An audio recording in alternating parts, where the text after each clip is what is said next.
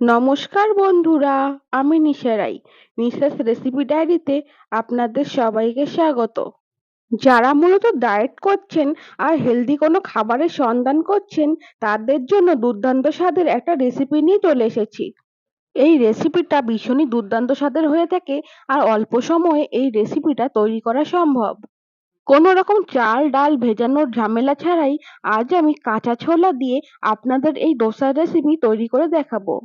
আপনারা ব্রেকফাস্ট কিংবা ডিনারে এই রেসিপিটা তৈরি করে সহজেই খেতে পারবেন। এই রেসিপিটা বানাতে তেলের ব্যবহার খুবই কম হয়ে থাকে। চলুন তবে দেখে নেওয়া যাক কিভাবে এই রেসিপিটা তৈরি করলাম। সবার প্রথমে ডোসার সাথে খাওয়ার জন্য চাটনি তৈরি করে নেব। তাই সবার প্রথমে গ্যাস ওভেনে একটা কড়াই বসিয়ে তার মধ্যে সামান্য পরিমাণে সর্ষের তেল দিয়ে দিলাম। তেল ভালো করে গরম হয়ে গেলে এখানে 2 চামচের মতো ডাল ব্যবহার করেছি। আপনারা এখানে ছোলার ডাল কিংবা মটর ডাল যেকোনো ডালেরই ব্যবহার করতে পারেন।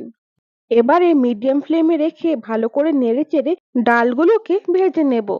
ডালগুলোকে ততক্ষণ পর্যন্ত ভেজে নিতে হবে যতক্ষণ না সমস্ত ডালের গায়ে একটা বাদামি রং চলে আসছে। আজ আমি বাদামের চাটনি তৈরি করব, তাই এখানে সামান্য পরিমাণে বাদামের ব্যবহার করলাম। আপনারা এই রেসিপির সাথে খাওয়ার জন্য বাদামের চাটনির পরিবর্তে টমেটোর চাটনি কিংবা নারকেলের চাটনি তৈরি করতে পারেন। এবারে ঝালের জন্য 3টে কাঁচা লঙ্কা আর 1 চামচের মতো আদা কুচি ব্যবহার করলাম। লঙ্কা আর আদা দিয়ে আবারও ভালো করে নেড়ে চেড়ে সামান্য কিছুক্ষণ ভেজে নেব। আপনারা যদি বাদামের চাটনি তৈরি করেন তাহলে বাদামকে ড্রাই রোস্ট করে বাদামের খোসাগুলো ছাড়িয়ে তারপরে চাটনির জন্য ব্যবহার করবেন।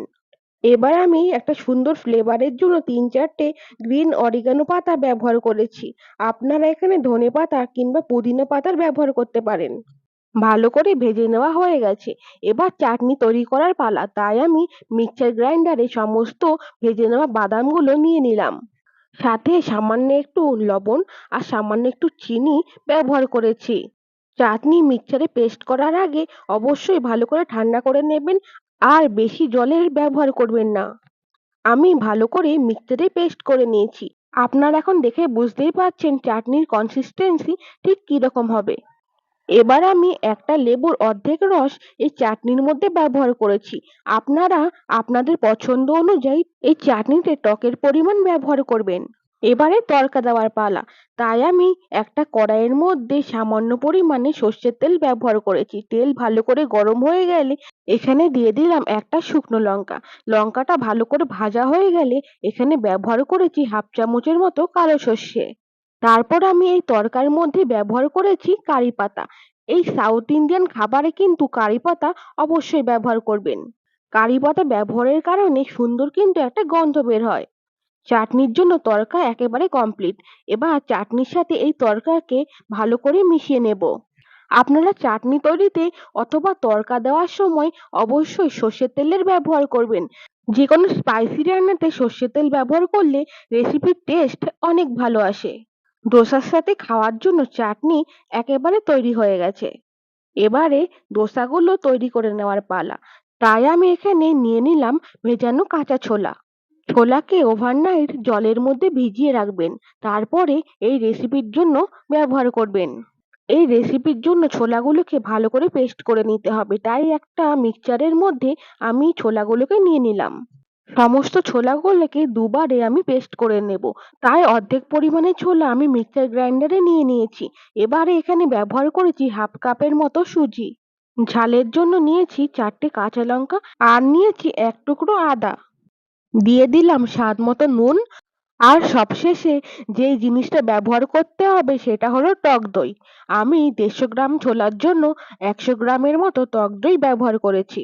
আপনারা চাইলে এখানে সামান্য ধনেপাতারও ব্যবহার করতে পারেন।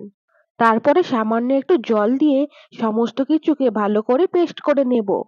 আমি সমস্ত কিছুকে ভালো করে মিক্সচারে পেস্ট করে নিয়েছি। আপনারা এখন দেখে বুঝতেই পারছেন ব্যাটারের থিকনেস ঠিক কতটা। আমি এই ব্যাটারটাকে অন্য একটা পাত্রে নিয়ে নেব।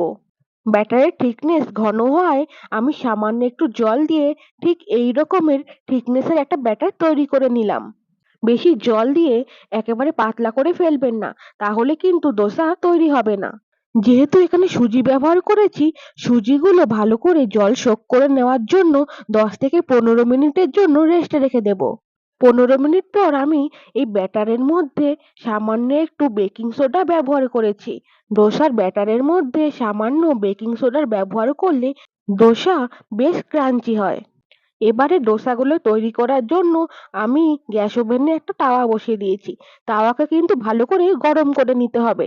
1 হাতা মতো ব্যাটার দিয়ে ভালো করে চারিদিকে ছড়িয়ে দিলাম।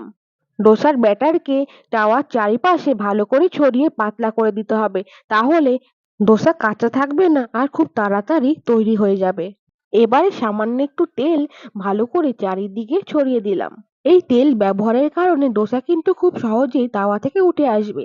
এই পর্যায়ে গ্যাসের ফ্লেম কিন্তু অবশ্যই মিডিয়ামে রাখতে হবে। আপনারা এখন দেখতেই পাচ্ছেন কত সুন্দর ডোসা তৈরি হয়ে গেছে। আপনাদের সুবিধার জন্য আমি আপনাদের আরেকটা তৈরি করে দেখাচ্ছি। 1 হাতা ব্যাটার দিয়ে ভালো করে চারিদিকে পাতলা করে ছড়িয়ে দিতে হবে। যত পাতলা করে চারিপাশে ছড়িয়ে দেবেন ডোসা ততই তাড়াতাড়ি আর খুব সুন্দরভাবে কুক হবে। রেসিপিটা ভালো লাগলে অবশ্যই একটা লাইক করে দেবেন। আর কারা কারা এই ডোসার রেসিপি প্রথমবারের জন্য দেখছেন তারা অবশ্যই আমাকে কমেন্ট করে জানাবেন। চ্যানেলে আগত নতুন বন্ধুরা অবশ্যই চ্যানেলটাকে সাবস্ক্রাইব করে পাশে থাকবেন। ডায়েট কিংবা স্বাস্থ্যকর খাবারের সন্ধান করলে এই রেসিপিটা অবশ্যই একবার ট্রাই করে দেখুন। রেসিপিটা আজ এই পর্যন্ত। দেখা হচ্ছে পরবর্তী কোনো রেসিপিতে। সকলে ভালো থাকবেন, সুস্থ থাকবেন। সম্পূর্ণ রেসিপি দেখার জন্য আপনাদের অসংখ্য ধন্যবাদ।